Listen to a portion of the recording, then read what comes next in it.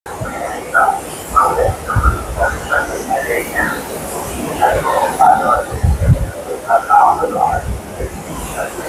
nyo, sa pagbabarko talagang masarap, no?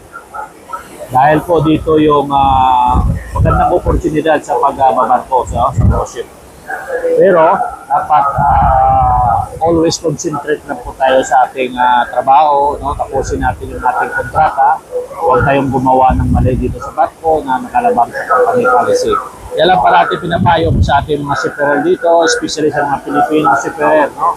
Alam ko marami kayong mga loan, utang na iniwan dyan sa Pilipinas, no? At ang pagbabarko nyo ay para din sa inyong pamilya, future ng pamilya nyo, yung mga anak nyo, no? So dapat going straight lang tayo sa ating trabaho at gampanan natin yung trabaho na binibigay sa atin, no? At tapusin yung kontrata. Kaya lang po mapapayo ko sa ating mga Pilipino seafarer, no? Na naka-onboard ngayon sa barko. At sa inyo lahat, maraming salamat and God bless.